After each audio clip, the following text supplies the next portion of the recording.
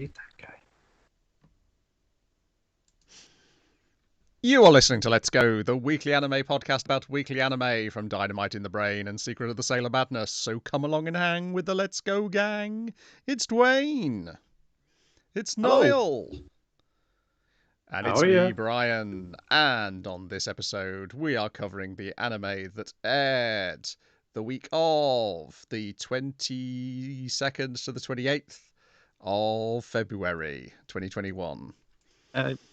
Getting another month where all those line up into nice, neat sevens, so that's great. So sweet until you get that stupid 31st. What's up with that? Ruining it for everyone, yeah. But at least it's not a 5 Thursday month, so I don't have to worry about my paycheck having to stretch another week. Oh, jeez. Those are the bad months, though not really that bad when you can't go out anywhere to spend money on anything. So if you can budget accordingly, you should be getting yes. Yeah, That was the main revelation of lockdowns, was revealing just, I feel like, am I addicted to shopping? Well, I'm not addicted to shopping. It's fun. I'm not getting good. withdrawal feelings, but I was like, I clearly do like when I go somewhere for a walk, I do like to spend money at some point during it. It's like a nice beer, treat. Yeah. Yeah. Like I said today, I went out for a walk and I thought an empanada window. But it's an empanadas. Yeah, I could go for an empanada right about now. Yeah, why not? Good for you. Righty here. We're going to start off with the spoke Rohan Kishibe, episode 16, at the Confessional. This is episode 1 on Netflix. Episode 3 in terms of the order in which they were released. I feel like we can basically gonzo this and do it in whatever fucking order we feel like, but yeah, episode 16 in whatever cockamamie continuity he's building in this series. That doesn't really matter. I mean, here was some shit that Rohan probably made up. Like, he gives you a timeline for this. This is while was recuperating from wait, what season was that? Was that part 5? 4. This is just before part 5 because part 4. This is just before part 5. Yeah. Okay. I like how we get like, here is like, if you want to find out just how Koichi learned how to speak Italian by asking Rohan to write him with Heaven's Door, make me Koichi cannot speak Italian. Here's how he did it. You straight out asked him. There's no big mystery to it. And he was still a dick about it. He was like, yeah, I could easily just do this and you would leave me the fuck alone. But it's like, let me tell you a spooky story when I was in Italy. I was recently in Italy doing research for my next comic, which coincidentally is the next comic you're going to be in because I'm also the author.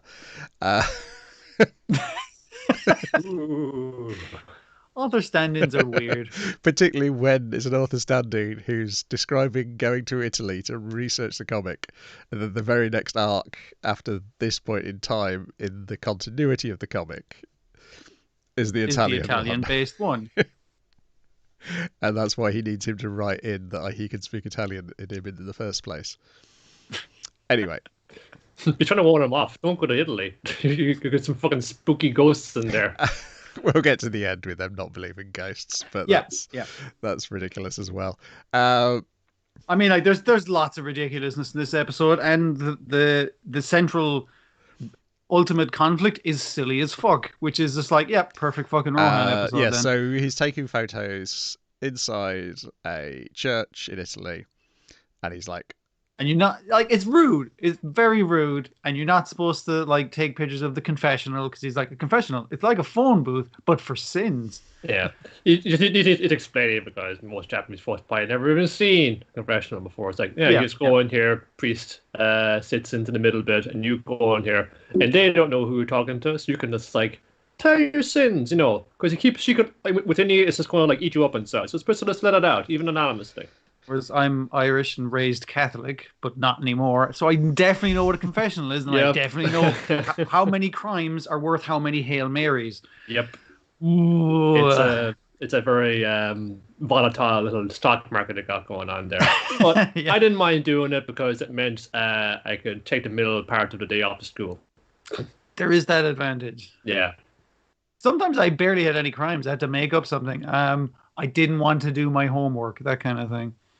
You're going to hell. 10 Hail Marys. Well, them's the breaks.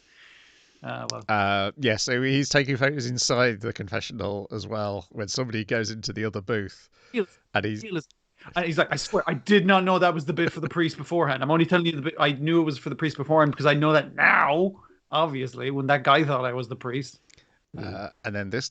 But then as you're saying, it's like, I have to tell you these secrets. They're weighing on my soul. And he's like, this might make a good story, though. I should probably. Loves the goss, does Rohan. He could have went, oh, no, sorry, I'm not a priest. I walked into the wrong bit of confessional. Sorry.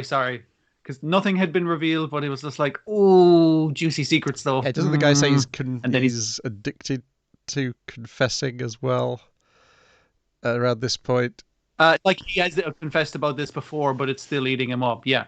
It's a very dark secret. It's like super dark. I mean, dude, I'm in there every week, and it's still I haven't absorbed my soul of this. It's like, really? I mean, oh, my son, please go on.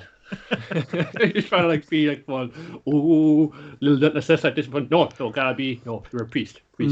Okay. Yeah. Anyway, there's a homeless man who's looking at a sandwich, and the guy whose sandwich it is doesn't care for this homeless man looking at his sandwich. Because he used to work so hard, he doesn't even get to have a girlfriend. It's bullshit. This guy just wants to walk up and eat his fucking sandwich after hanging out in the park all day. So he orders him to do some. You lift some of the bags for me. It's real like a cycle of abuse, where the abuser becomes the abuser. His boss is giving him a hard time, but and now he's his boss. He's giving his quote unquote employee a hard time as well. It's this vicious circle, man. Where does it stop? The poor guy is kind of like, dude, I haven't eaten in like 5 days. Let me have a bit of your sandwich, and then I'll do the rest of the work. And he's like, you get paid when you're fucking done, kind of thing. And just being a real dick about it. And the guy, unsurprisingly, fucking collapses under the weight of, what were they moving, corn or something? Big ones of corn flour, yeah. Corn flour, that was it. Yeah. So it definitely has to be a corn product because of the line through the story of corn. Yeah, you're right. That is one of the weird themes of this episode. He collapses underneath it and he starts giving out to him about, like, stop pretending that you've fallen over to laze off. But then the man crawls up from underneath his table and declares he's going to get his revenge on this man when he's happiest. And then some other guys are like, hey, this guy's died. And he's like, what? How could that guy have been under the table? So guys, I like the way those guys were in the same uniform but had less ridiculous hair. So, they're the main characters. They're not main characters, but they like that thing he was wearing. That was part of the uniform of moving bags of corn flour. Oh, like under the cap, same giant fringe. I guarantee. That's part of the uniform. It's like 4 arrows, isn't it? His bangs. Yeah. But going straight up rather than down. He was like, oh, but then he explains after this event, his life suddenly had a turnaround. He became incredibly lucky. He married a Milan model. He got an inheritance from a dead relative. He won the soccer polls.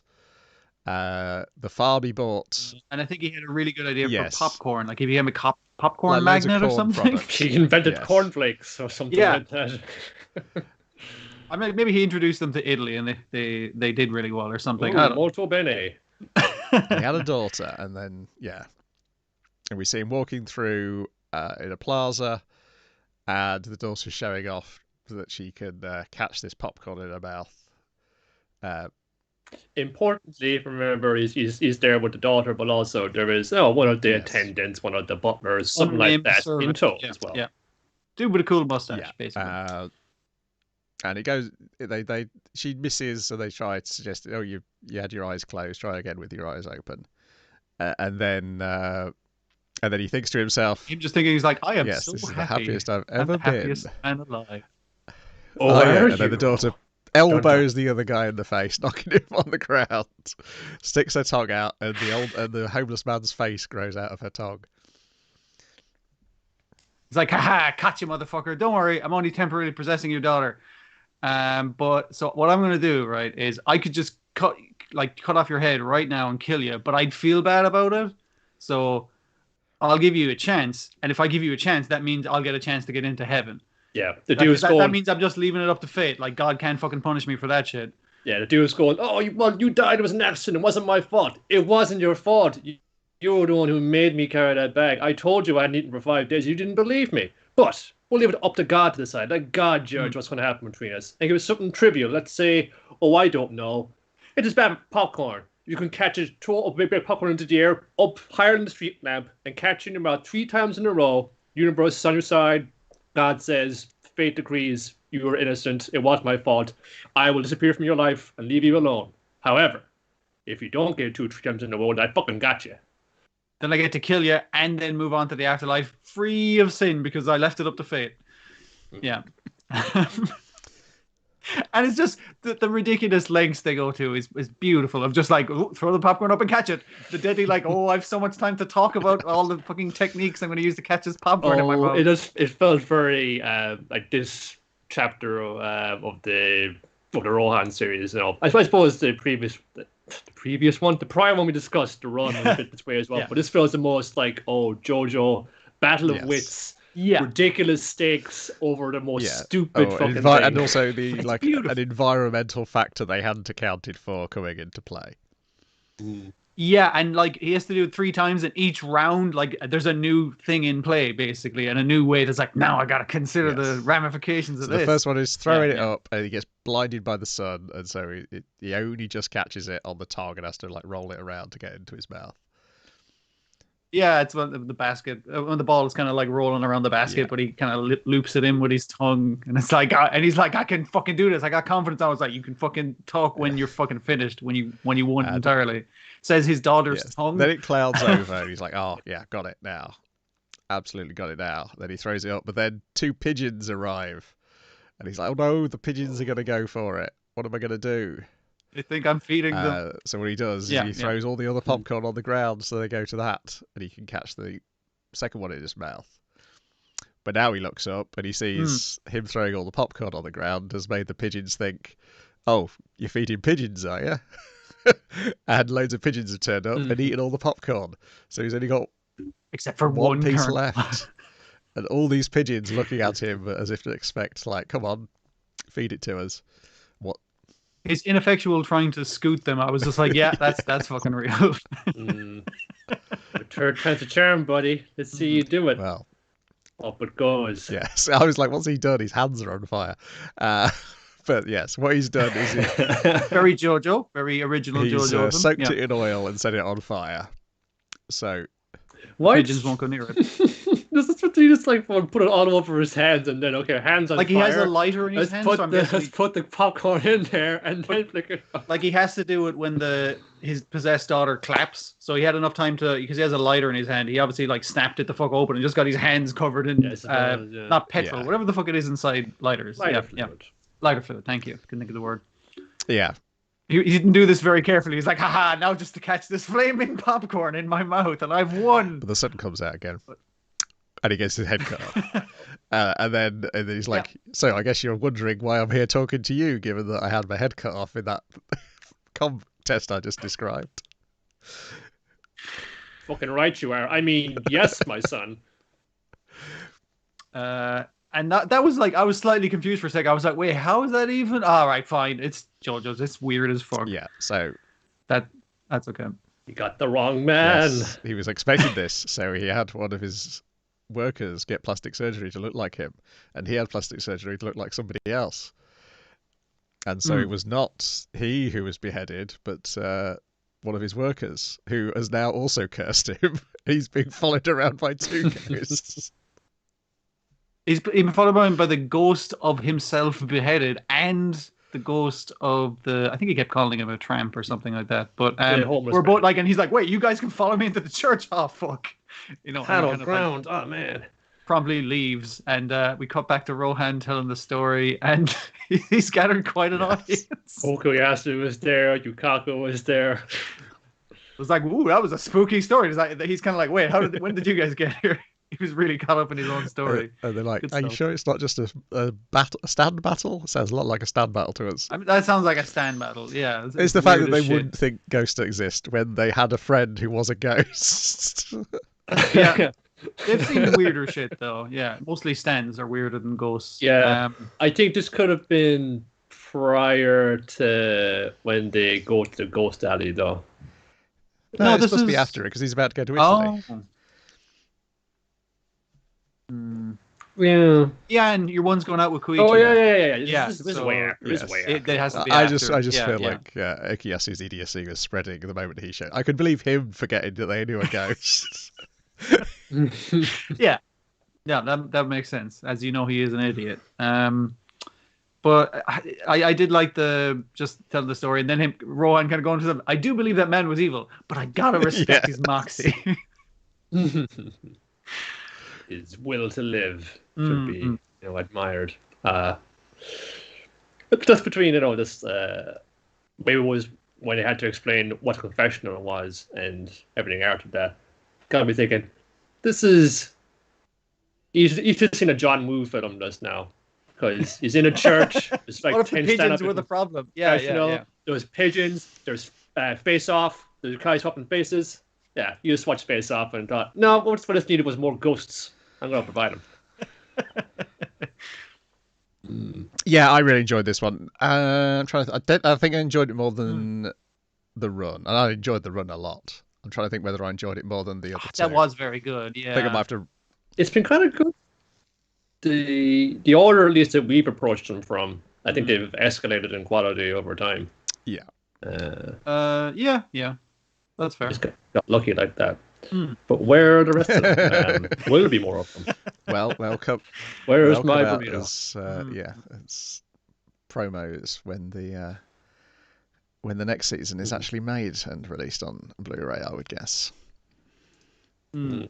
Well, with the big JoJo symposium happening later on this month. Yeah. I hope it's Stone Ocean, but it could just be like some more Rohan, which will be fine as well.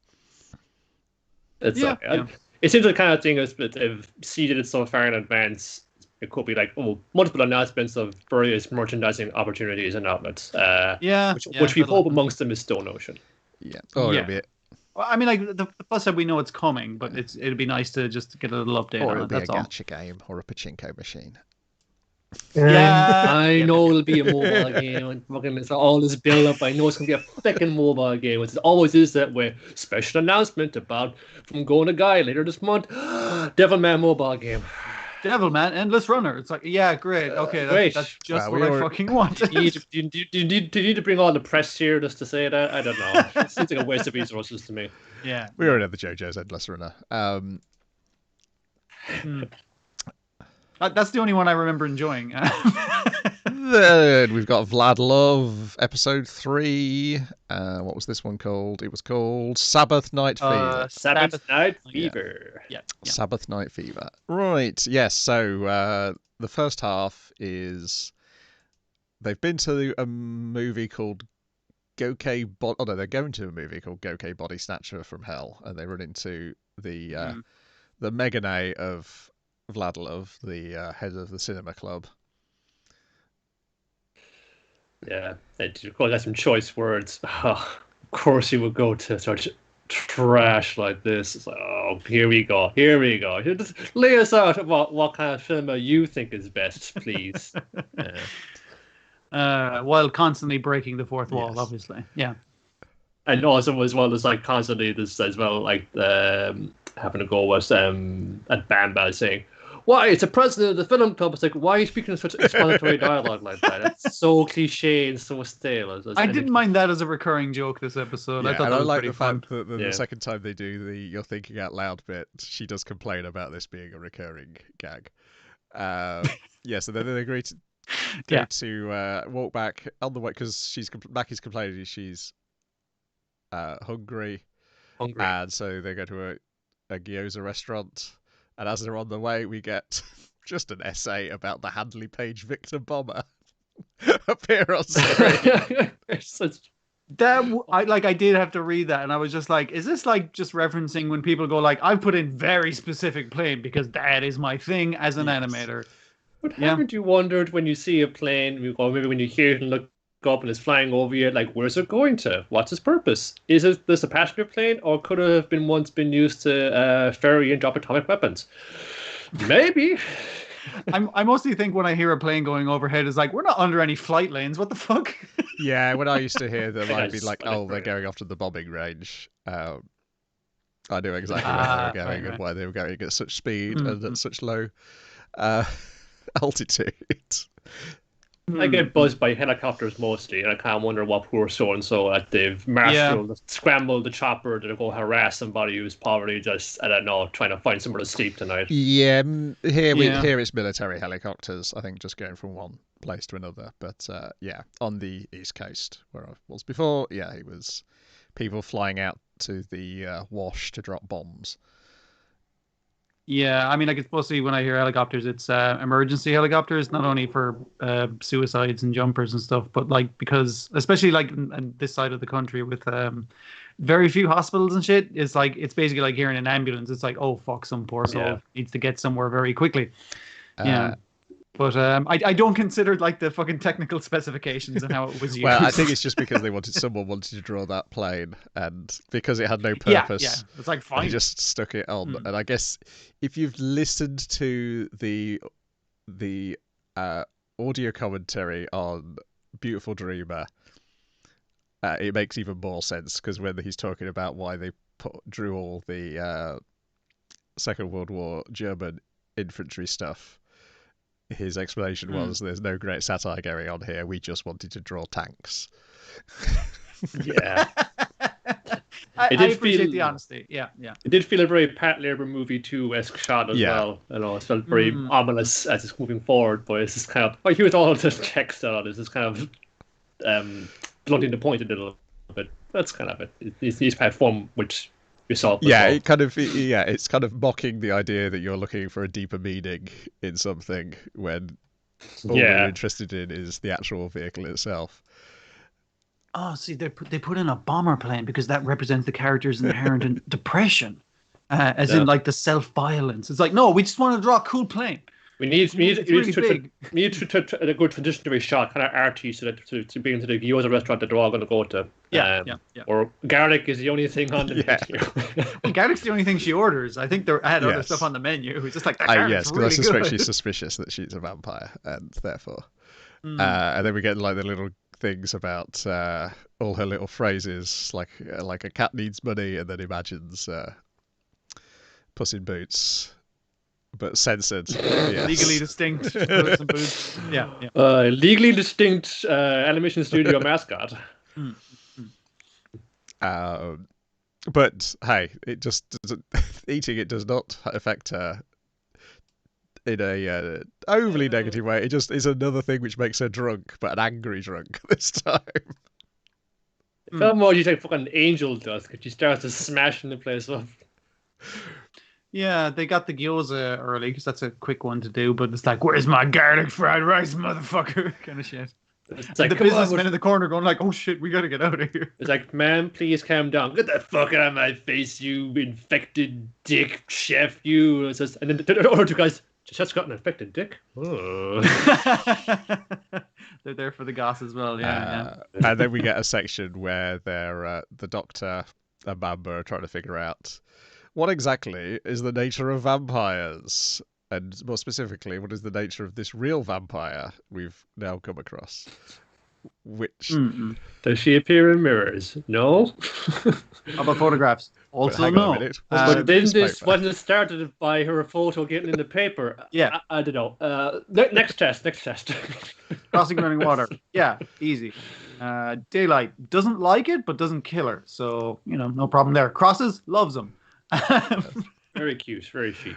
And then they're like, okay, so what do you know about vampires? And then Bamba runs through all the cinema and Bram Stoker things, of which the Doctor sneers at. And then she runs through all the actual folklore explanation of vampires and explains exactly what it really was, how a vampire myth would come about. Using like a Japanese version of a vampire, basically. Yeah. Quite interesting, actually. You know, and it's like trying to explain. Oh, this is like people trying to rationalize the imminent death that usually surrounded them back in the Middle Ages. Yes. I was reading about, coincidentally, because fucking read anything about Bram Stoker's Dracula and like possible inspirations of it, and one of them was like them interpreting his mom telling them stories of I was like Fire Darragh or something like that. You know, the Red Man. It's a bloodsucker basically, Irish vampires, but also like Protestant guilt over being of the privileged class and seeing like the famine and seeing land ownership and that kind of stuff. And I was just like, oh, that's an interesting idea. You might be reaching a little, but it's an interesting idea of how to deal with that kind of survivor's guilt trauma, that kind of thing. So like the gentry, the landed gentry. The guilt over robbed all this land what their ancestors did centuries ago, and they've just been born to privilege, and we're seeing like the people who work on their land, they suffer and die. You've seen the people who feed off those people. You could have like generations of the same family working on your land, and like their granddad worked for you, their father worked for you, and then you're still alive to see all of those guys live and die working tilling your fields. And I do like it when, I know it's like nerdy as shit, but I do like it when stories don't refuse to say the word zombie in a zombie story. That kind of thing is like, look, what's the rules with these zombies? What's the rules with these vampires? And actually like discuss the nature of it. And I was like, I'm fucking here for this. This is great. Of course, So they sum up what it is that they know about her. And then the second half, they run into another weirdo. This time it's the cosplay club captain who drags them up. Both of these girls are enamored with our vampire girls, obviously. I think this feels fairly clear. Yes. Well, this one literally just wants to dress her up and take pictures. So, And then eventually dresses Bamber up as, God, what's his name? Straker from UFO. Behind my head there. And then Colonel Straker. And I was looking at it and I was like, wait, hang on a fucking second. And then they just started more and more talking about it. I was just like, God damn, you can't just literally do that, lads. They can dress with the vampire up as Lilith. They don't give a fuck. That's the punchline. There's literally that sign where they've changed it from the film studio to an animation studio. Because if you're not familiar with UFO, they're a secret organization protecting the Earth from aliens who are hidden behind the facade of a movie studio. So they can say it's like, oh, we were doing a special effects shoot or something like that. I watched the shit out of that show. I wished I watched it when I was a little kid. I watched it when I was way too probably old for it, but I did thoroughly enjoy it. It is way hornier when I went back to Photoshop my background in this. I was like, I forgot how horny this fucking thing was. That's how you get Evangelion by... It was the 70s. That amount of horniness. And then they have a big cosplay concert where people are dressed as various characters. Is this the thing they're going to get in trouble for? It feels like there's a couple of Tatsunoko characters. There's Sexy Robocop. a Pikachu. Robocop's there. There's one of the girls is dressed as Tingle from Legend of Zelda. Sure? I think she's dressed as the God, what's her name? Akubi-chan from the Tatsunoko Junior. Okay. They'll probably do better than trying to do something Nintendo, but I'm pretty sure I did see a Mario there as well. So Mario was definitely. Yeah. See, I was like, okay, they fucking like Nintendo will come after you guys. Don't do it. Fucking Capcom first, because my costume when it goes, it's just like that's just Morrigan from Darkstalkers. There's just really you've changed almost nothing about that. Yeah, the captain of the cosplay club shows up dressed as Mega Man, right? You're right. You're right. Well, I think there could go some leeway there. It could be any robot because it isn't quite the right shape of the helmet. You know, it could be like Mighty Number 9. The cinema club captain's there because she's filming it all and she's annoyed. She's got to take pictures of these disgusting boys. Got to get the audience. The dance captain, the dance club captain's there because she's taught the choreography to everybody else. The karate club are there, and they've tied up the class president because she'd tell them all off and hit them with her tin, which by the end of the episode she has done that.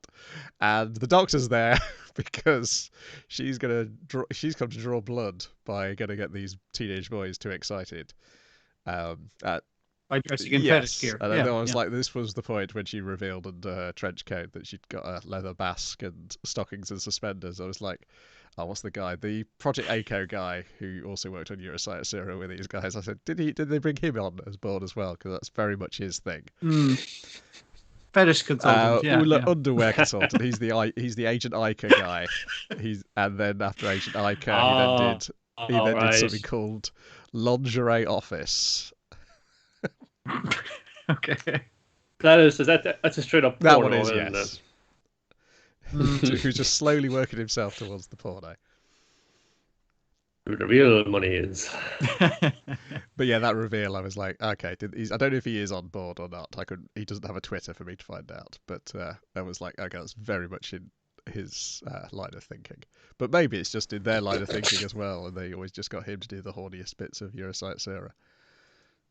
He's probably not allowed to have a Twitter if he could get suspended immediately or he posts up there. Sure. Yeah, and ends in a massive brawl, and they destroy the venue they've rented out. Yeah, and we get another flash headlines thing. It's like school auditorium collapses. Mass hallucinations. Yes. Yeah, Mine does turn into loads of bats, so we've also confirmed that she can turn into animals as another one of her powers. They were questioning whether she could turn into bats and wolves, and it's like, that seems silly. Yeah. It seems to be like, ending on a bit of a dramatic note. There was like, oh my god, people were injured in that crash. I fervently wish to just forget that happened entirely by next episode. So it's like, nope, straight back into the sort of shenanigans. Yeah. Don't try and put any kind of little, we have an ongoing dramatic background plot here. Like, no, don't do that. Yeah, it looks like lots of Pike Labor references and also more Capcom references as someone appears to be dressed as Chun-Li. Yes. Excellent. Yeah, I am enjoying just how daft it is. And they were doing like I mentioned last week. They were doing like the kind of the character picture in picture with just off their face, but it wasn't really moving too much. But they were still doing that, but a lot more going on in the middle of the frame, particularly in the restaurant when Maya is just wigging out on garlic food. Yeah. Like, that's more. They're just kind of sitting even static. It's good.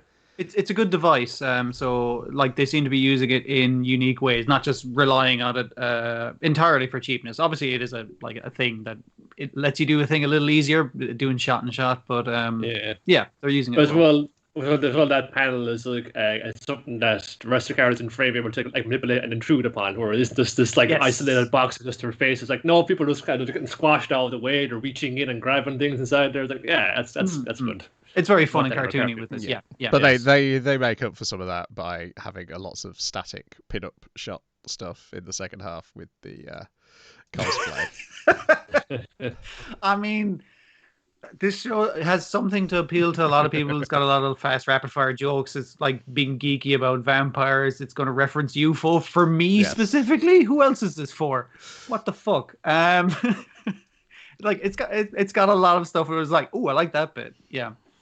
And then we've got back into the actual weekly stuff. Pui Pui Molecar, episode 8, Mission Mol. Sorry, Mol Mission. The other way around. Mol Mission. In which the sparkling, long-haired, now completely bleached Molecar has been Oh, I didn't realize it was the same Molecar. Yeah, that makes sense. How would you say those? It has different hubcaps now. It had fancier hubcaps because it's playing the damsel in distress, I guess. Kidnapped by evildoers. There's as will become clear on next week's episode, there is continuity through all of these episodes. Oh, yes. Excellent. Exciting. I haven't watched it because I know I'd be too excited to talk about it if I did. Yes, so it's up to Teddy and Choco to the rescue. They've got scouters, so they can do spy stuff. They got a Molecar helicopter. It's just a regular helicopter. Yes. I'm sorry. I know you want to leap. You got to leap from outside the stratosphere to land up this building. It's a sneaking mission, Snake. Teddy. I thoroughly enjoyed any movement of the goon baddies with the guns. I don't know, something about the way those little fucking static figures gesticulated was really amusing to me. This is just wagging around. It's just yeah, and it's like, but just turning with a whole giant gun taped to their model hand. Very funny. And their planet, I don't know, is just just top bubble out. Yes, profit. I don't know how we're going to make money off this Molecar. We're going to make his hair into wigs, something like that. We'll figure it out. But money is the goal. Money. Yeah. There's a key step missing. But the lads come in through the air ducts, as you do, because it's a spy mission. And when they arrive, they're kind of like, "Oh shit, cars! We got to get out of here." Why did they make the air ducts that big? I don't understand. Needed more air. It's hot in here in the summer. So they break out. They're fleeing, but then they're about to get back in the helicopter when it gets blown up by a giant flying shark straight out of Darius. Oh, shark. And then that's when we get the Akira slide from Teddy. Yep. The amount of smoke special effects and the lit from within smoke special effects, they're fucking gorgeous in this. They look so good. It's just so sweet as well. Like this is one that the producer in the interview we were talking about last week was so excited about. The helicopter is in flames, it's crashing down. Yeah, the blades go by and just do like the fun action movie slow motion. They did that. Yeah, the action movie slow motion barely missed the Molecar, but it's still going like just walking along. It's so good. And it is very like. This, the animation is very good, but also it's really funny and cute at the same time as well. So just successful everywhere. Yeah, so the shark dives beneath the street, chases Teddy, flips him into the sky, but Teddy's got a surprise for him as he shits a bomb into his mouth. Like, I was like, did he just eject his warp core into that shark? What the fuck is going on in this show? Well, a standard Molecar agent loadout right there. It goes down, but then they see the fin coming towards them out of the smoke. But it's Teddy wearing the fin. Yeah. They all have a good laugh. Fade to credits. Again, the day is saved by Pui Pui Molecar. Yeah, you say it's a technical masterpiece. This episode, even more than the previous ones. And the other ones weren't fucking any slouches, but it's just this one's really showing off. It's the wall explosions. It's the camera turns. Yeah. It's going to be kind of pushing your craft, and maybe stop motion is kind of as it being one thing. Okay, do cute little cartoons like this, but like you still like doing some kind of cool little stunts and making good use of the models are looking great. The sets look good. How they work the camera around those as well. It's all very well blocked out. It's for a cute little 2.5 minute little short thing. A lot of effort, a lot of thought, a lot of innovation has gone into this. And I like the other things, which I always feel bad of, the shorts that we do, that we take longer than the episode to describe what happens in the episode. In this, it's like you could fucking spend ages analyzing this. This is fucking yeah. As long as we talk for less time than it took to make. That's true. Easy. That okay. is true. Yeah. I do wonder like how much of a Nick Park is an influence, because he's the other guy who does action movie stuff with stop motion. Yeah. Like the shark, I was nearly thinking was I've forgotten the dog's name from A Close Shave. The Robo Dog. Oh, the dog. Yeah. Oh, the dog's name from A Close Shave. Yeah. The robot dog. It had the I mean, I know it's a shark and everything, but just like the big jaw and everything. I think it's another pun. Yeah, it is. I can't remember what the hell the name is though, but off the top of my head. But yeah, I was thinking, is this like because you see A Town Called Panic, and I could easily see like Aardman and other sort of stop motion references being in it. But it's definitely its own thing as well. Of course. Preston. It's just Preston. He does like, I guess spoilers. I think he does get like killed like the Terminator in a press. I believe doesn't he? Yes. Yes, that's a Terminator reference, so it's fine. I've spoiled 2 movies for you. Sorry. Oh no! 30 to me from 30 years ago. I'm gonna be so mad. Yeah, and A Close Shave is now approaching 26 years old. So. It is retro anime. Continually fucking wonderful show. Next up is Dr. Stone, episode 7, Secret Mission. What is the secret mission? Well, the secret mission is, all those statues that Tsukasa's smashing. As I left you way back at 26 episodes ago, whatever it's been. I want you to go and collect all those pieces and glue them back together. Because that's like it's 2 parts thing. It's one from is it Uko? No, what's the hearing guy's name? Ukyo, the sonar operator. It's like why he would flip sides, and also like because he says it's like, oh, it must have been your guys inside Senku that gave me the battery, and he's like, no, they're too busy, and I was like, that's really speaking. One's an idiot, one's too busy. Yeah, pretty much. One wouldn't have thought of that. The other one is smart, but it doesn't have time to do that. And it's I'm glad it really gives her like the anime thing of like she's not the best fighter or anything. She's really good at craft works, really good with her hands. But it gives her something to do that's like really kind of amazing and it makes her stand out from everyone else. Yeah, it plays to her strengths. It plays to what kind of character she is. Because anybody they depetrify, they're going to be the best of the best at whatever that they do. The best at what they do, which in her case is being crafty. So you got her like employed into the Kaisen Empire. She's like sewing clothes, and she's good at that. She does making little outfits, but she can do all her work in under an hour.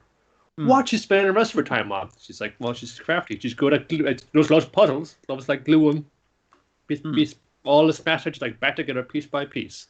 And he was following her because he heard the stones rattling in her bag. He's like, oh, well, what she need stones for? She's going sewing. And when she's finished her sewing way earlier than anyone would expect, she's gone into a cave and putting people back together. Because Senku said as long as the outside isn't eroded, they can potentially be put back together. So if you gather together the pieces before they erode with time and weather, they're still revivable.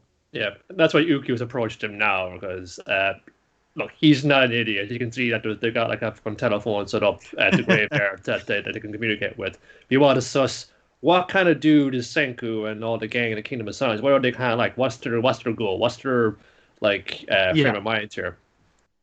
And he cops immediately. Oh, it's me. It's Lillian Weinberg. We're coming from America because they up and running. We're going to save everybody. It says, yeah, you're just singing a song there, but he says in English. But your voice, it doesn't have the enthusiasm of after singing a song. Yeah, it's like her voice isn't slightly strained from singing it so loudly and so passionately. You should be a little vocally tired from it, and I'm not picking up that in the timbre in your voice. And they're like, he copped onto us, but he did say that in English, so no one else would understand it. Yes, I guess chatting with them. Yeah, they are equally clever and suspicious men. And yes, it turns out, Ukyo's heart is in the same place Senku's is that we learned that essentially the reporter character, whose name I can't remember, is the one responsible for basically who's getting picked to be turned back to flesh. I honestly really like that as a thing, because it's not like Tsukasa knows all these people like he was on a talk show with Gen, so he knew him, but it's just like she has interviewed interesting people, and it's like, okay, so I've interviewed people who are the best in their field, so I can tell you that guy's good at listening. He's a young idealistic sonar operator who presumably joined the Navy because he wanted to help people, because he didn't want to kill nobody. And then based off the shot of him like responding to a disaster, that seems to be the case. He had already left the Navy, so I assume he had left the Navy because he's a pacifist, and then turned his skills to being search and rescue instead.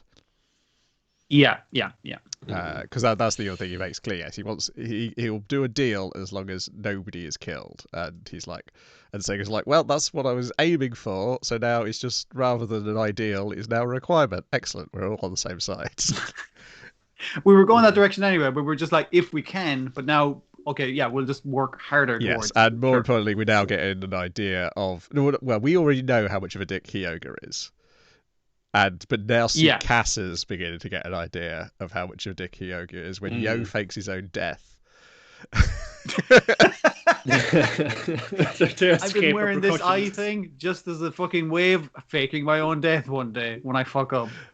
That's also what Ukyo brings up, because like, those dudes know when Hyoga went to the boys to attack the village and a bunch of our fellas got gassed to death. Was that you? And say, no man, freak accident. Could happen to anybody. Actually, you're wrong. It was Hyoga who let him into that mess. So Hyoga came back and said Senku killed them using science traps, and it's like, did you kick them off the tree though? I think you did. And so then we, as a reader, if you're a new reader, it was helpful at that point to be reminded of that. But it's helpful to put it back into your head when later on, when Tsukasa is going to honour Yo's memory by burying him alongside. He names all the guys who died. Yes. Freddy, Billy, little Joe Jack. Yoga does not remember their names. And then Tsukasa. It's like despite the fact they were his squad, basically. But then, of course, as he's burying the thing, he discovers the telephone. Yes. And yanks the wire all the way to pull the phone, which Senku has written Senku on, just to further taunt him when he finds it. It's just like, you get a much. It's much better that he kind of writes on everything just to let the homies know who did it. So they're going to take the cave with the revival fluid by using the tank, and they've made a way for it to fire once. And I do like that. Yes, we'll peacefully take the thing without loss of life. We have made a tank that can shoot a gun once, but once is all you need. Yeah. It's a tank we didn't know we were going to have at this stage. We were actually fairly ahead in this one. Also, we got a full deck because who comes out of the trees? It's Taiju and Yuzuri here. We got the full squad back in. Gotta dodge this hug. Hang on a minute, because Taiju's a bit handsy, but glad to have him back. Needed the biggest, strongest, dumbest guy I can think of to get through this mission. And they do explain the nature of it. That what is it, like human reactions only last 20 seconds, for human human initial instinct, reactions only last for 20 seconds. You act on instinct for 20 minutes. 20 seconds rather. According to psychoanalyst Stephen Acker, who conducted the study back in America back a few decades ago, this is what it is. So we'll create panic, but as soon as they kind of figure what's going on, they'll probably turn back against us. But we'll decide this in those 20 seconds. The fate of humanity, mind you, we'll decide it in the 20 seconds. And they have brought loads of people onto their side via that record before Yukio had got them sussed. And it's lots of people going like, yeah, so America's okay, so that means the whole world will be okay. Oof, I don't know about that now, but the idea that it's just like they're like, oh yes, I mean, like Tsukasa's strong and all, but he can't stand up to the entire country of the US. They're like, well, we'll be a while before we're there, so in the meantime, just do everything Senku says. And also, before we get there in the rescue operation, we'd like you to stop breaking statues or stop Tsukasa. So if you could just switch sides a little bit, that'd be great. And they're all like, yeah, that's a pretty good idea. It is definitely fascinating, like, for what is an action shonen comic, how little fighting there is. Because in this week's chapter in the Shonen Jump, it's finally fighting for the first time in forever. And it's almost pornographic I'm trying to think how the last characters who are about to leap into fighting get. In terms of them stripping themselves naked in order to fight. Wasn't the last fighting thing like on that island? Yeah. Yes. Arc again. Island of them. Yeah. Otherwise, it tends to be, we can't get past this fight, so we'll surrender, or let's get to a place where we'll think our way around this entire situation. That's a bit more interesting because there's oodles of comics that are about fighting, about you get to this battle using your guts and your fighting spirit and your will to win, etc., etc. Like, no, this is about kind of like finding another solution that will circumvent the actual need for that. That's as well what Senku made his idea for the world as well, is that I'm not bringing the war back, but there's a lot of like war and conflict and needless suffering and grief and pain inflicted. If we're going from the start, what if we figure out another way to get to that stage without the need to sleep upon conquest and bloodshed? If we knew then what we know now, how would things have turned out? I do wonder if that's going to be similar to the motivation of why man turning people into stone in the first place, though. Yeah.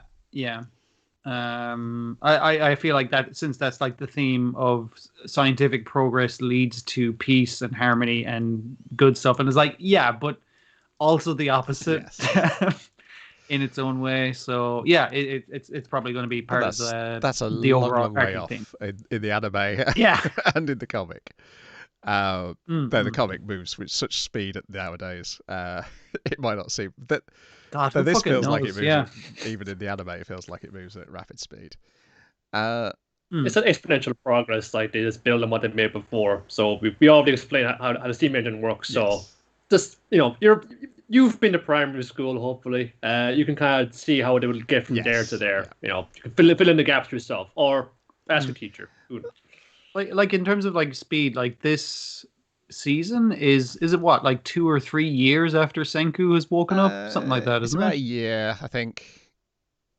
Because I thought Senku had lived like a year birthday, on his own. Then he revived his friend, and they lived for a year. And then this is the winter. This is coming out of another winter, so that's like 3 winters. He just had his birthday at the end of the last season, so yeah. It's still a long fucking time, you know. Like there's 3,500 years young. Anyway, moving on to Heaven's Design Team, Idea 8, in which the lads are... What are they working on? Oh, yeah. It's Mercury and Jupiter are having a fight. And this time Jupiter has decided what he'll do is make the modifications to himself. It's good to feel it out, you know? But Mercury just thinks he likes to play. And he becomes obsessed. He's been told to make an animal which uses bones as a weapon. And he's obsessed with using his ribs as a weapon. I like the fact they literally say snick at one point. Like it's just like, you can tell he just wants to make a Wolverine. But he hasn't. But also, it's again going like much like last week is saying how invisibility wouldn't work for you at all. It's also why Wolverine wouldn't work properly. Healing factor be damned. Essentially his initial one is he wants like ribs which will clamp on people. Because your man's just using like snake style kung fu, and he's just like, I'm gonna give you a death hug, and he pulls his ribs out. That was Santana had that power, wasn't it? One of the Pitter Jojo. Anyway.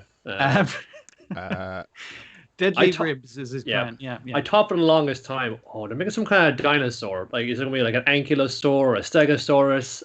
It wasn't far off. Yes. I only figured it out when they put the shoulder blades inside the rib cage. I was like, I know what this fucking thing is. I've seen a dead one of those before. Yes, he puts his shoulder blades inside his rib cage. They're like, because Mars can't wonder how his arms.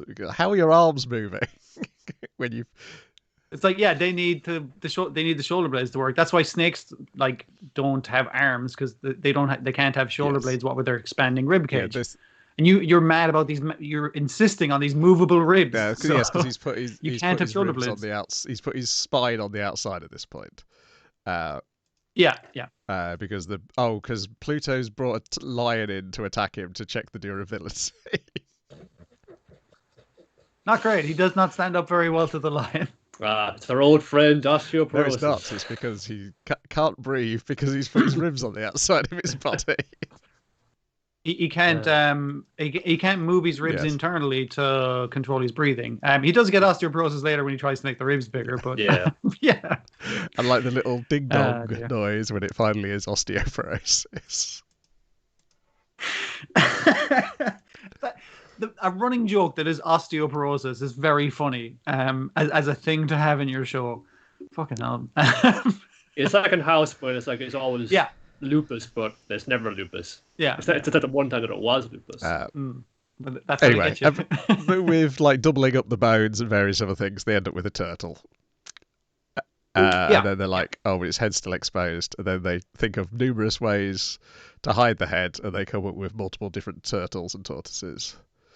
Approved. It's just like, you better get paid today. And then God reminded him, you're supposed to make something which had bone as a weapon, and I've taken a good look at this turtle. That's bone as a defense. Which is like this crappy newt instead. A good defense is a great offense, but it's not an offense. So you get instead it has to be this newt that he doodled, which uses the same thing that Mercury and Mars had suggested as being the correct way of doing it. I thought for sure it was going to be like Pachycephalosaurus. It's they have skull as a weapon, smash it into you.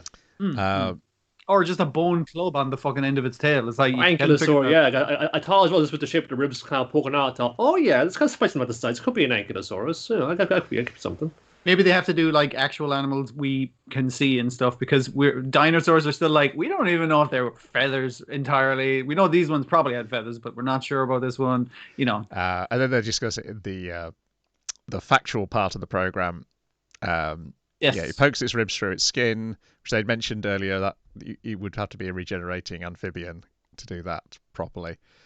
And they're like, well, they don't even poke out very far. They're just really poisonous. And then Jupiter complains about this, and they're like, Mars is like, you tried to eat it, didn't you? His voice is getting more and more muffled as the bit goes on, because his cheeks are just kind of swelling in the little chibi form. That was very funny. Yeah. And then we've got Neptune and the seal he's working on.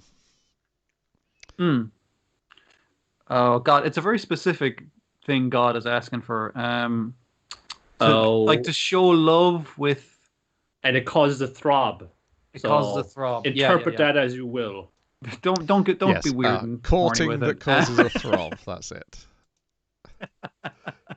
That's it. So they knock. The others were supposed to be there, but so they knock on their doors to see what they're up to. And Venus sings them a song and does a dance, which is all about like a bird displaying, but also then it's a bird display who then will get a younger bird to sing dance with them, what do you call that, an understudy basically. It shows a different bird like how to dance, and by comparison the first bird looks a lot better, because that was the problem. It's like, Venus, I can't tell how good your singing is because there's no one else singing. It's just like, you're the only person singing here, so you're automatically going to win. So it's like, so I need someone who's worse than me. It's like, but why would they team up with you? Because by understudying with me, they'll become better, and one day they'll be the number one, and they'll take an understudy. And this is the long-tailed mannequin. At breeding time, males are involved in a cooperative lecking behaviour with a complex coordinated courtship dance. Birds are fucking weird, man. It's a fairly common species and has conservation status of being least concern. This one's fine. Sorry. Yeah. This one does a splendid job with its dance. That was a fun one. I don't think I knew that bird. So that was a cool one to learn about. But what are they doing in the next room? Oh, they're not doing the big song and dance number. They're doing a rap battle. And I love our angel boy getting involved in all of these, and you can see him just going like, "Oh my God, this is rap! I know what this is. I've studied this." Can't tell them though. But I'm really using the last bit. So no matter what kind of noise, if even the suggestion of something violent might be happening, Neptune is little seal pals going, "Oh no," covering the eyes of the seal. You get can't have his innocent heart to see this. And he protects them when rocks are about to fall on their heads, and then we get into whatever species of frog does like a. It's like a kicking contest that they don't actually kick each other. Yes. So who can do the leg up, higher, it's cooler. It's like, really flex those muscles. This action, huh? The lads are basically going to get in a physical battle when the rap battle doesn't work out. But a rock falls and he kicks it away, and then both the lads fall in love with him, because it's just like, damn, that was hot. It's like, that's what we need, a fight where nobody gets hurt. And so they invent a new kind of sexy-legged frog. I don't think that's what it's called. A small genus of minuscule true frogs. Most are in Borneo, 2 are in the Philippines. Let's see how these lads are doing. They seem to be least concerned as well. Oh, thank goodness. That was could be an added feature of these reviews. See how these animals are doing. Life finds a way. But what did they end up making with their rap battle? Or did they? Were they just trying to? They were trying to do a variation on frogs. Yes. Frogs rap battle. But this frogs figured it out. So that's basically what their croaking is. It's just like who do have the lowest register. Louder and faster and that. But it's got to think, what am I going to do with the seal though? Gotta figure out what's going on with the seal. I like what Venus was doing when the birds started transformed into like a more elaborate bird. Maybe we can figure out something like that. Could I inflate it? It's like, no, then I need to take out the ribs like in the past part, and we need those ribs and then he makes things that just fix themselves, which is a great fucking design. I mean, I guess it makes you feel really stupid, but it's just like, dude, you already made it perfect. You don't need to do anything else. They make the hooded seal. who can inflate the membrane above his nose, and if that's not good enough, can then, well, no, so inflates the skin above his nose, and if that's not good enough, inflates the membrane between the left and the right nostril, which then makes your nose hurt as you think about it, and it's true. It's just yeah, because it's basically like turn the inside of your nose and keep blowing your nose so that the inside of your nose comes outside, and I was just like, oh god, that sounds horrible. It's like, yeah, it doesn't look great. And then neither. shaking back and forth to make a drumming sound. Yeah.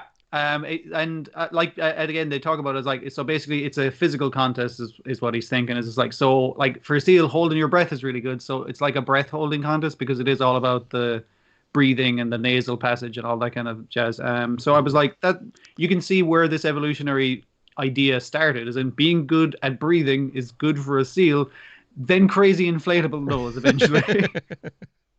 Well, for all that, it all goes at least back to sex. Yes. Yeah, I mean, like everything does. That's what all of these are about. It's like, let me show you how fucking good I am at breathing, therefore how good my babies would be at breathing. Yeah. I don't know what... It manages to be not very horny, except when the lads get horny for Neptune. Or and then Neptune. Yes, they think they're getting horny for Pluto, and then they're getting horny for Neptune. Yes. Yeah. I did that nice reversal. It's just like, she's a bit young. It's like, but that guy's fucking huge and jacked. It's like, yeah, okay. He's up on non-violence, but under that cardigan, he's got packing some guns, some real firepower.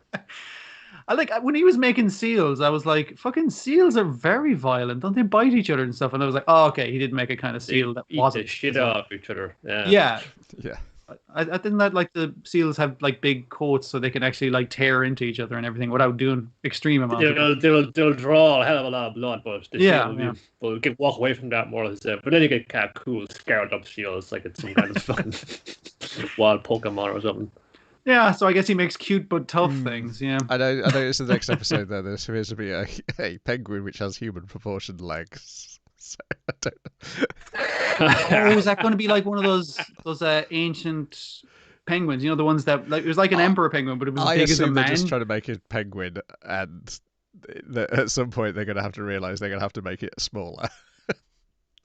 Would be yeah. Miniaturization is the way of the future. Sure.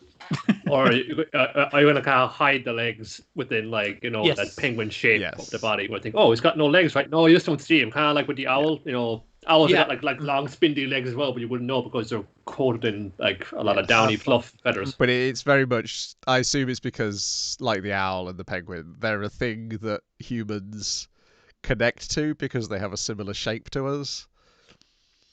Yeah. But when you start breaking it down, they're freaky aliens dressed as humans. Yeah.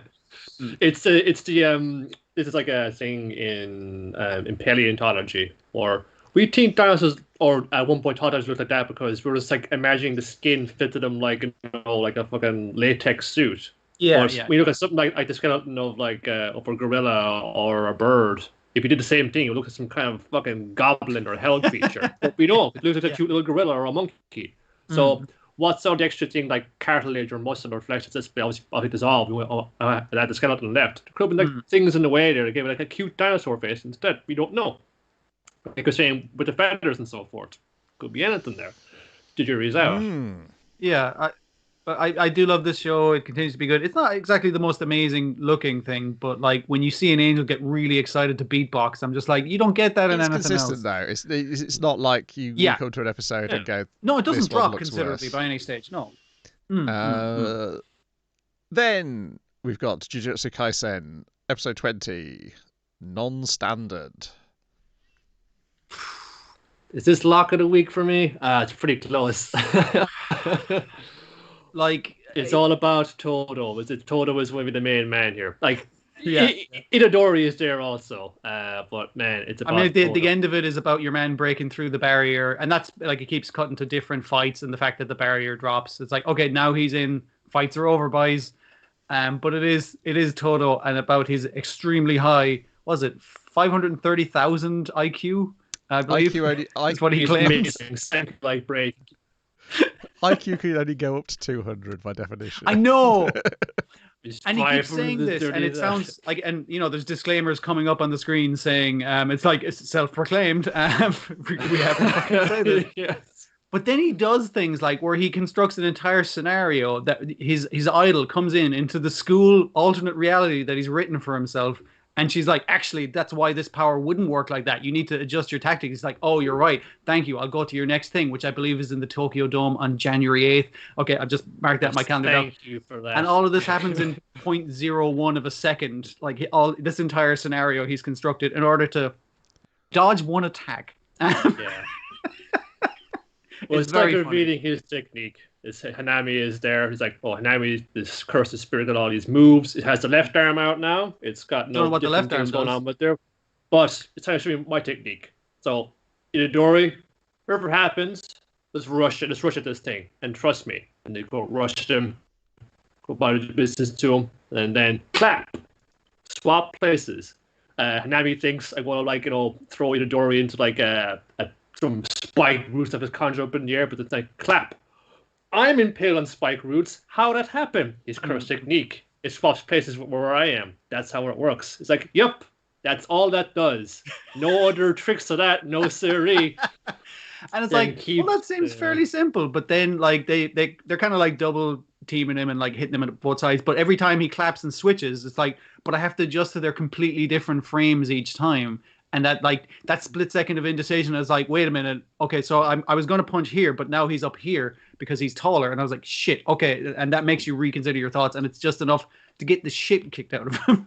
And it's like, it is a fun, this is how my cross technique works, and demonstrated, and that seems to be how it works. But it's also feeding into, this comes up, it has come up before, like, yeah, sometimes you don't want to reveal how your technique works through another to your opponents. But by revealing it, you make my force them to think along certain lines, and they think, oh, they got it all figured out. But no, there are rules to this, because Todo is swapping around for Hanami and Yuji here. He's swapping two people at once and moving them around. He's swapping objects from one place to another. He's swapping him. He doesn't have to be part of the swap.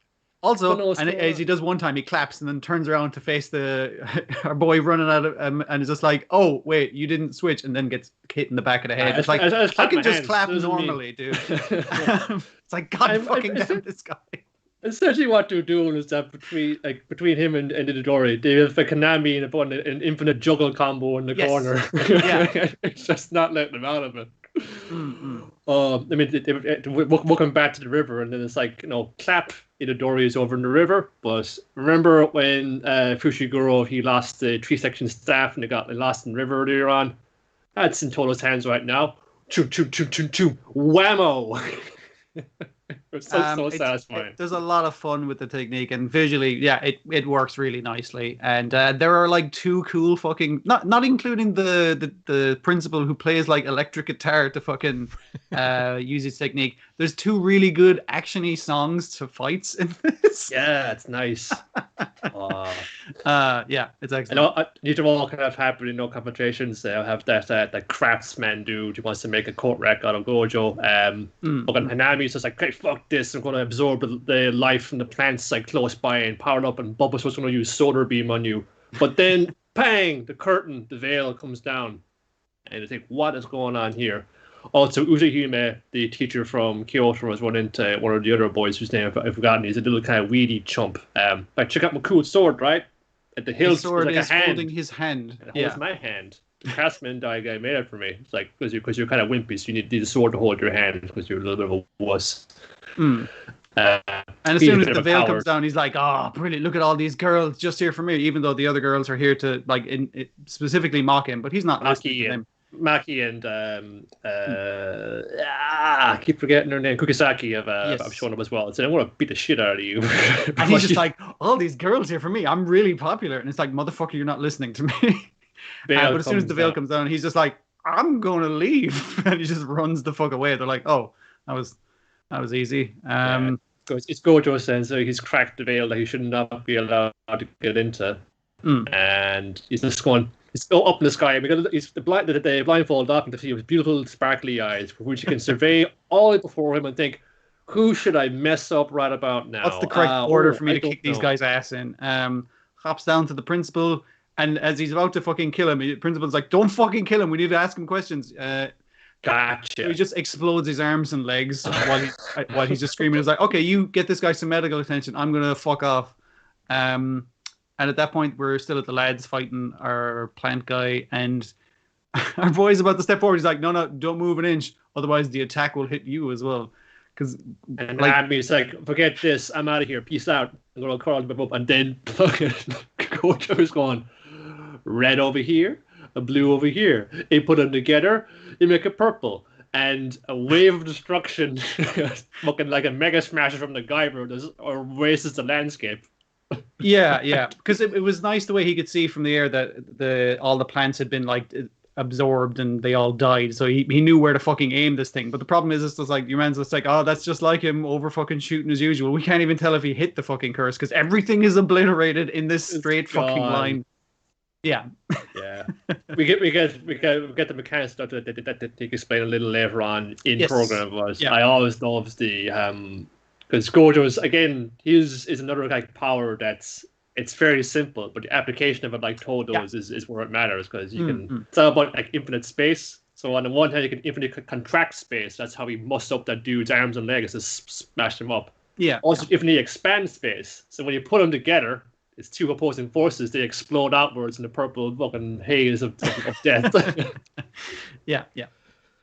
Excellent fucking show. A bit like like your big brother is coming down to the playground to beat up all these kids who've been messing with you. Very triumphant, very cool, and again, keep up the level of quality, and I think this might have elevated in some degrees the material in the comic for this in terms of the scale of the spectacle that's putting out there. It's just so really, really fun. It's really fun to watch and look at, but it's also funny. We were fighting like evil cursed spirits that would Taurus was fucking around, clapping his hands, he's making faces, he's messing around with this evil monster.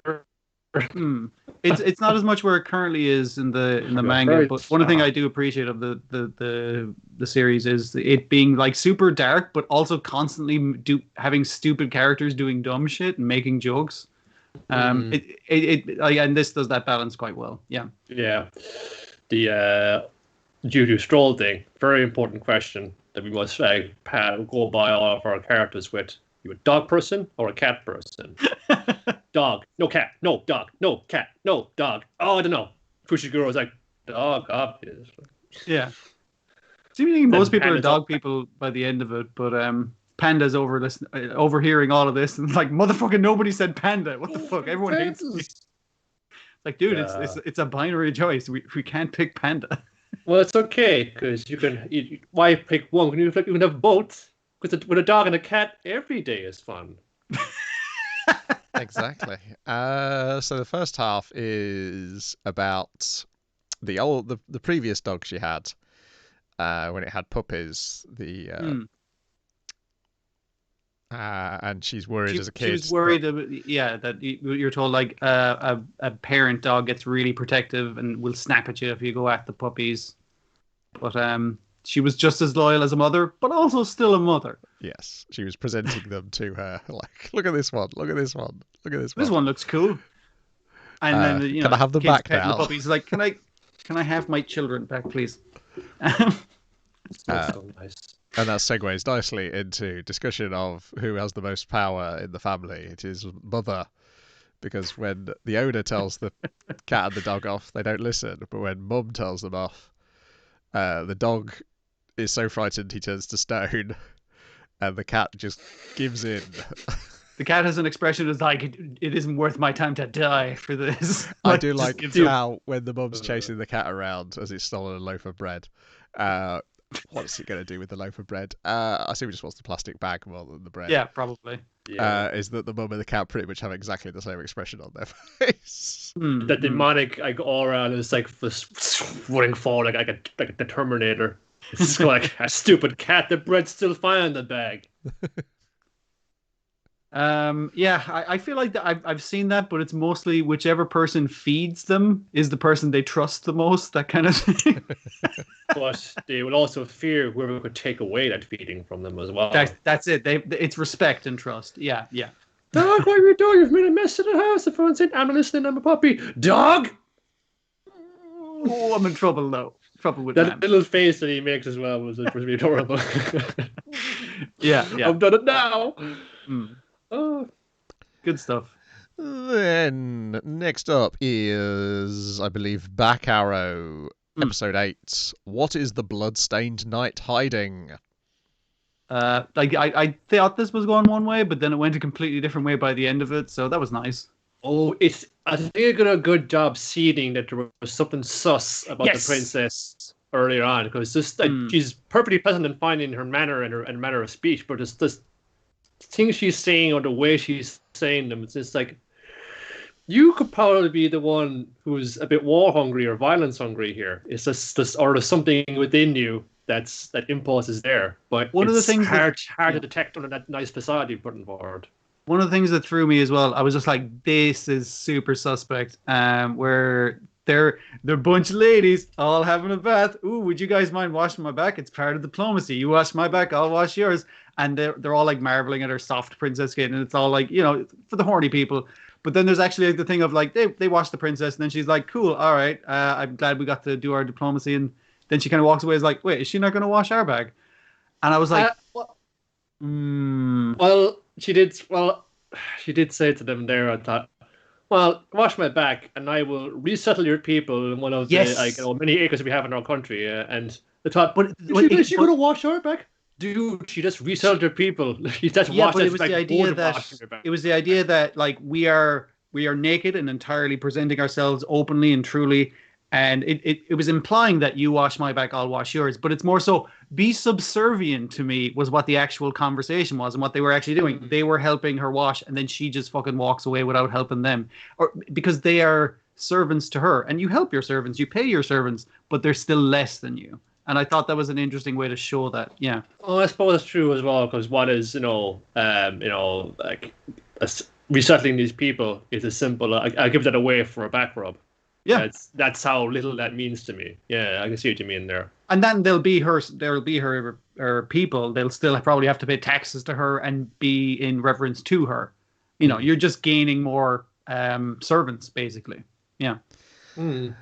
Meanwhile, Bacco is still punching the wall, and the doc is there as well. We didn't find that out last episode. What would you know? The doc decided to stay behind as well. Don't you want to go to Luto? Not right now. No. And am I going to continually ponder over Bacco saying nothing will change from running away? Yeah.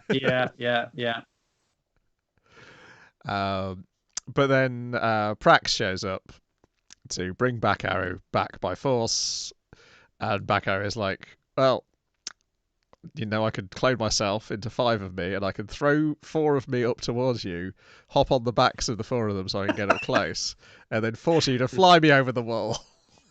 And then Prax is like, okay, you little fucker, you want to go and see what's above the wall, do you? There are laser death show. Yes, what's up here? All the stars in the sky are basically like laser mines. Yes.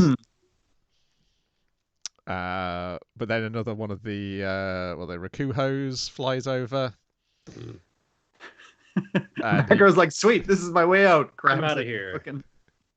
Yeah. Meanwhile, Shubei is doing some diplomacy / blackmail with the government officials. All by the orders of the Admiral, obviously. The Admiral's in on every step of this plan. He's on a secret mission to investigate what's going on. He thinks, there's something going on. I think they might try and bring back our in by force. So you should be there to catch him in the act, Admiral. It's an important mission I need you for. Oh, only you can complete. Sorry. But yeah, talking to how the premiers, or what do they call them? The top lads who run the Supreme top Six. Supremes. Yeah, we've met 4 of them now, including your one who's actually like a pilot. Yes. But so it is like a multiple split of power, but the princess is the top of them. There is like one leader above them. Yeah. We also briefly check in on the western border of Rekka with the Western General and the Emperor. The Western General appears to be more competent and violent in terms of what the Emperor's after. He talks about, now we've dealt with the rebels here, we can invade Luto. So we'll see how the other two generals, and presumably there must be a southern one who we've not met yet. And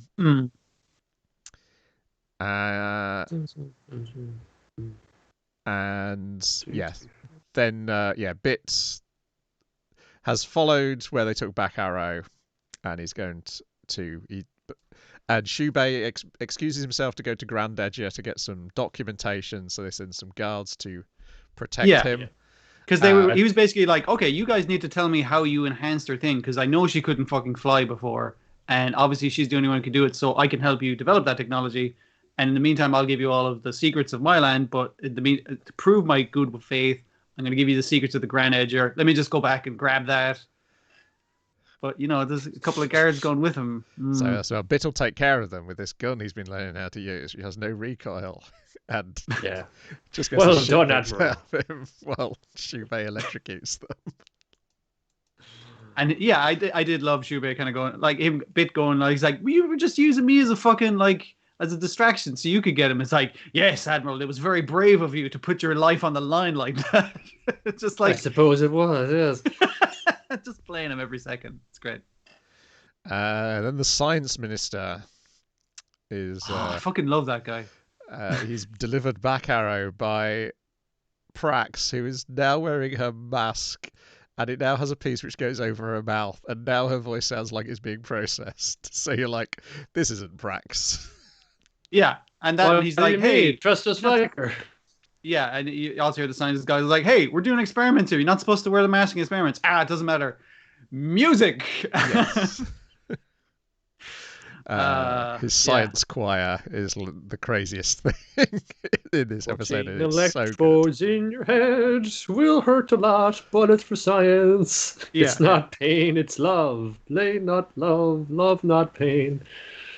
That was fucking great. I don't think I've ever seen that before, but I need to watch more violent musicals, I guess. Yeah, I've seen like this mad supervillain or mad scientist, while they're really in the zone. The pipe got some some like a cool evil villain some song. Wagner playing. They're like conducting as they go like as the bombs go off. But not with literally like in a non-musical thing. Literally having a bunch of dudes singing about the evil science you're currently doing is pretty great. Yeah, and you have to put the two electrode tubes, and he's going like, and the one, and the two, and the two, as he's intermittently stabbing back Arrow to try and it's like, wait, he doesn't seem to have any fucking conviction. So it's just like, maybe if I stab him into his fucking head. So we do see the two lads kind of peeking in the door, going like, all right, Admiral, if you can just hit that button there, that'll release back Arrow. I know you can do it. I believe in you. It's a very simple job. Do not fuck it up. But Bit does hit the target. Back Arrow gets out and stabs the electrodes into the scientist's head, going like, how do you fucking like it? Which is great.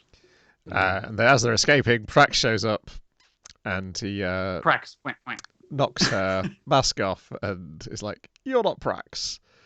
It's the princess, but with slightly different hair. And then the hair changes back to the normal princess's, and her personality changes back. And her eyes stop being red. Yes. Yeah. But then she turns back to the deeper purple princess with the red eyes again, and declares that swear words. Nobody escapes her slaughter. Yeah, I wasn't quite expecting the split personality part. That was a nice change, but just I like you said, I think they really set up well how this place seems super suspect, and it achieved it very well. Next episode is called "Why Do Lips That Profess Love Hide Fangs?" Why is she like this?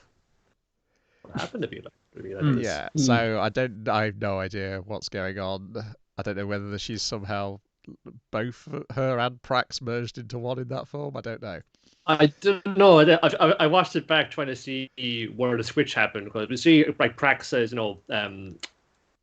Back Arrow's been de-roboted and she's bringing it down to her own robot, and it seemed to on the landing strip. No, it's been brought inside, but then next time you see him, he's strapped to the table, and then it's fake Prax went out like that. It's like, okay, so did real Prax? Let's leave him down for a minute. I gotta go to the toilet. I'll be back in 5 minutes. It's like, hey, where my honored guests go to? He's gone.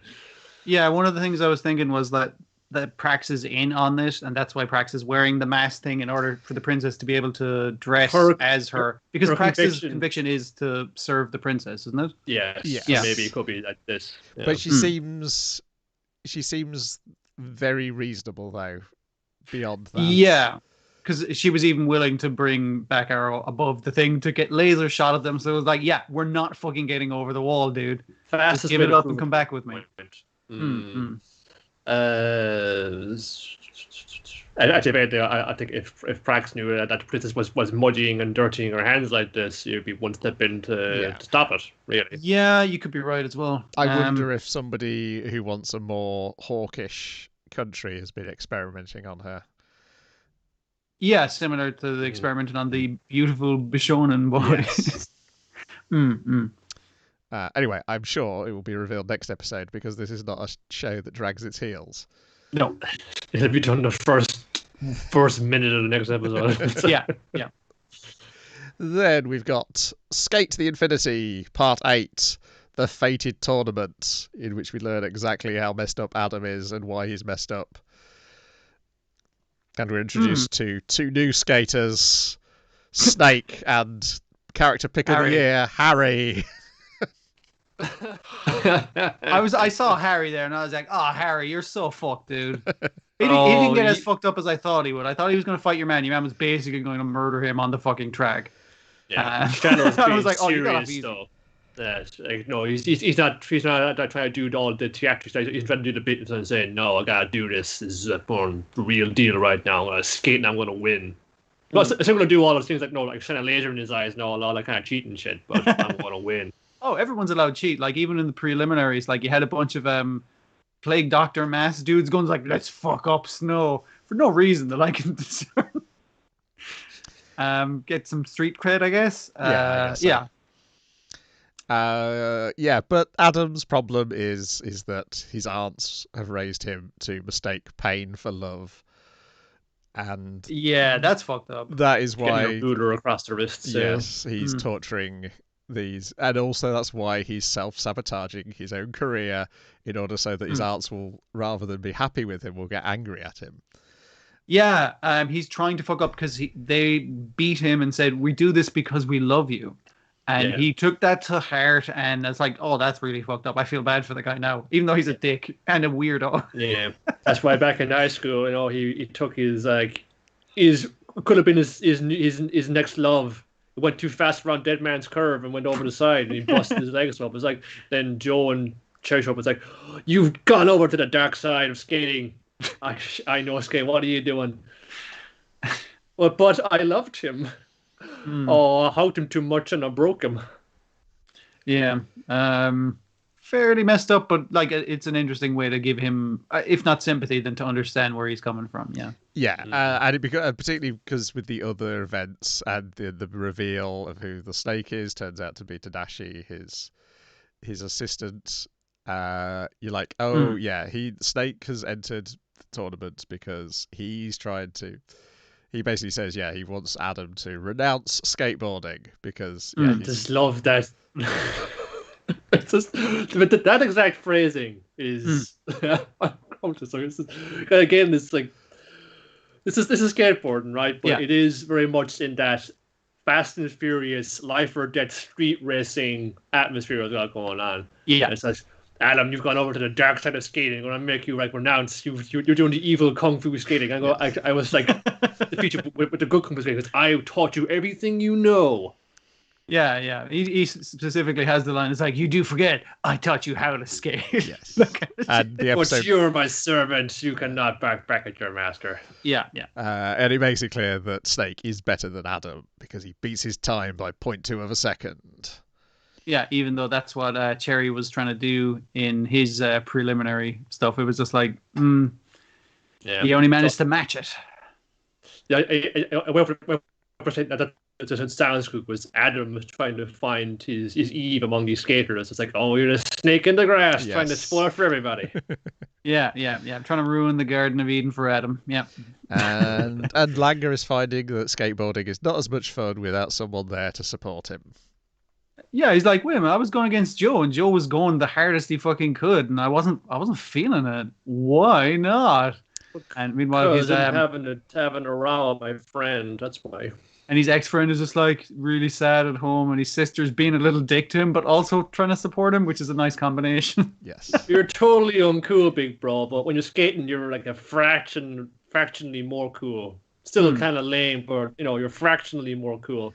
And it does the thing of him watching an appropriate TV show where the guy gave up running, but now makes running shoes, and it's like it feels really good to be able to support people. And it's just like, yeah, dude, you're really good at building skateboards. That's very useful. Yeah, Ricky, you're gonna be like the man in the chair. You're gonna be like you're gonna be the guy who assembles the Beyblades. I mean the skateboards. So he sneaks back to S to support Langer, but he can't bring himself to actually tell Langer that he's there. Yeah. So by the end, yes, we're down to our last 8 racers. Harry's gone. I can't believe it. Well, he was one of the last 8. Damn it! He's out the first part. Yeah. yeah, I know. I lost a dime on Harry. He was my horse. Oh. I would find it hilarious if they just had Harry, just like this character we've not followed at all, turn out to be actually much better than any of the people we've been following. Yeah, while you guys have been doing all that drama, I learned the blade. I mean, skating. I ain't got no gimmicks. I'm not like a skateboarding vampire or anything like that. I'm just here. I'm a purist, straight edge. Yeah. That was it. It was a lot of skateboarding in this. The qualifying sections were all interesting enough on their own. You had Adam versus the little kid, Mia, the one who doesn't have a stupid nickname. I guess because he's like actually the only one of them who's going for being a professional skater, so he's just using his name. Yeah. Yes. Yeah. I did enjoy the amount of crowds like cheering for the various guys, and then at one stage it's like, "You got this, Harry," and I was just like, good man." Oh, poor Harry. It was cool seeing some of the more established skaters there actually get to show off their stuff in a proper competition. Cherry's really going for it. Yeah. He's like showing his transforming boards, going like the lawnmower, I guess going faster on the straightaways. And Joe has this bit where he basically kind of wall jumps to gain acceleration on the straightaways, which never seen him get that serious before. And it's kind of cool to see these guys who are usually here to dispense sage advice to Reki or Langa or anything like that, but they're actually very good at their thing. Seeing what the nuance of their technique is, beyond seeing them just like bicker in a restaurant. Favorite running joke is still, "Hey Joe, fella, can I charge my skateboard in a restaurant when I'm here?" It's like out into the wall. Oh boy. Yes, Joe has that move which only he can do because he's the only one with the strong enough leg muscles to pull it off. Yeah. Also, that crouch that he takes looks really cool. Also, I didn't notice before, he has like lumpy wheels, and I was like, is that a hindrance or is that something only a man made of pure muscle can fucking handle? Still looks fun and badass, and this is just them doing on the first stage of the course. Now they're going to go back like full length in it of it as well. I kind of wish maybe it's kind of trying to tantalize us because it kind of stops in the middle of the showdown between Langa and Joe, and Joe is showing what he can really do. It stops right there. I kind of want to see it in that race, but that's next time. This show is so good. It goes like tournament arc, and I'm like, fuck yeah, bring me that. That sounds great. Done. Like we've gone through a few of the actual like the quarterfinals or like that already. It's just really rocking it along. It's really good. Still looks fucking great as well.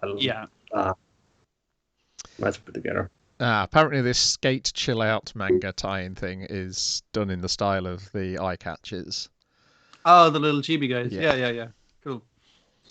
That's a nice style, so that's good. Next up, we've got Dragon Quest: The Adventure of Dai, episode 21,